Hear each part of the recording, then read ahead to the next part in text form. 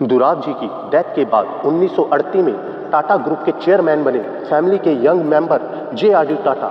JRD. Tata ने 1925 में ही business join कर लिया था और टिस्को के प्लांट में काम सीखने लगे।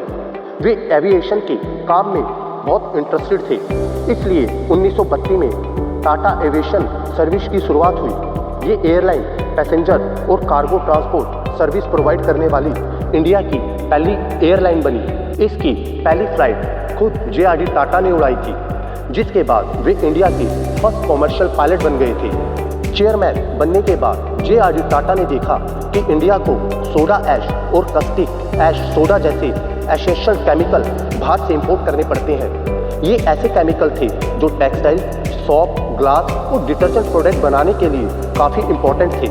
वे चाहते थे इन केमिकल को इंडिया में ही प्रोड्यूस किया जाए, इसलिए सन 1939 में उन्होंने गुजरात के मीठापुर टाउन में एक केमिकल प्लांट बिल्ड किया और ऐसे ही शुरुआत हुई टाटा केमिकल की। वो यही टाटा केमिकल आज जो टाटा साल्ट भी बनाता है। केमिकल बिजनेस अच्छा चलने लगा। जे.आर.डी. का ड्रीम अभी भी एयरलाइन बिजनेस को ग्रो करना था।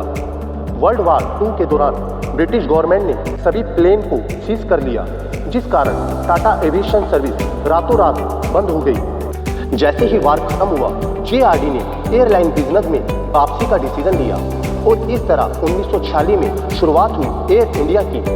एयर इंडिया की क्रू को उनकी वार्म और अटेंडेंट सर्विस के लिए खूब पहचान मिली। उनकी फ्लाइट का फूड और in flight entertainment top class था। इवन मास्कोट एक महाराजा था जो एयरलाइन की इंडियन स्पिरिचुअलिटी और रॉयल स्टैंडर्ड को दर्शाता था।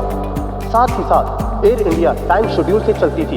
इन्हीं क्वालिटी के कारण एयर इंडिया में ही नहीं बल्कि इंटरनेशनली वर्ल्ड क्लास एयरलाइन के तौर पर जानी जाती थी। एयर इंडिया को जे.आर.डी. अपनी चाइल्ड की तरह ग्रोथ कर रहे थे। फिर कुछ ऐसा हुआ, इस एयरलाइन को जे.आर.डी. से एक झटके में छीन लिया गया। आज़ादी के बाद इंडिया गवर्नमेंट ने देश के लिए सोशलाइज्ड इकोनॉमिक्स मोड को अपनाया, जिसके लिए इंपॉर्टेंट इंडस्ट्री जैसे ट्रांसपोर्टेशन सर्विस गवर्नमेंट के अंडर होनी चाहिए, जिससे ये इंडस्ट्री प्रॉफिट से ज़्यादा पब्लिक की सर्विस पर ज़्यादा फोकस कर सके। इसलिए 1953 में एयर इंडिया को नेशनलाइज यानी गवर्नमेंट के अंडर ले लिया गया। इसके बाद टाटा ग्रुप ने फोकस किया कॉस्मेटिक प्रोडक्ट की तरफ। उन्होंने देखा कि अभी भी इंडिया में कोई भी इंडिया का कॉस्मेटिक प्रोडक्ट नहीं है, इसलिए उन्होंने लैक्मी कॉस्मेटिक कंपनी की स्थापना की। लैक्मी एक फ्रेंच वर्ड है जिसका मतलब है लक्ष्मी। उन्होंने इस ब्रांड को इंडियन नाम नहीं दिया। उन्हें पता था इंडियन वुमेन अभी भी फॉरेन ब्रांड को हाई क्वालिटी प्रोडक्ट मानती है, इसलिए लैक्मी नाम देकर इस कॉस्मेटिक ब्रांड को इंटरनेशनल लेवल की एस्पिरेशन मिली। लेकिन रियलिटी में लैक्मी का मतलब इंडिया से डीपली कनेक्ट था। स्थापना की टाटा लोकोमोटिव इंजीनियरिंग कंपनी की, जिसके बाद इसका नाम टैल्को रख दिया गया। टैल्को सिर्फ रेलवे के लिए स्टील इंजन बनाती थी, लेकिन जे.आर.डी. ने जल्द ही ट्रक मैन्युफैक्चरिंग में एक्सपेंस कर दिया और जल्द ही उन्होंने टाटा 407 ट्रक लॉन्च किया।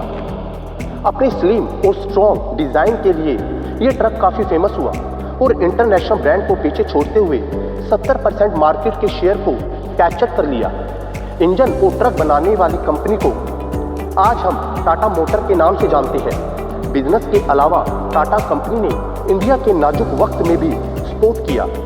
सन 1962 में इंडिया चाइना वार और 1965 में इंडियन पाकिस्तानी वार में गवर्नमेंट को हर तरीके से सपोर्ट किया। उन्होंने टाटा के इंजीनियर को दिल्ली भेजा, जो कि वहाँ पर मिलिट्री इक्विपमेंट बनाने में गवर्नमेंट की हेल्प करने लगे।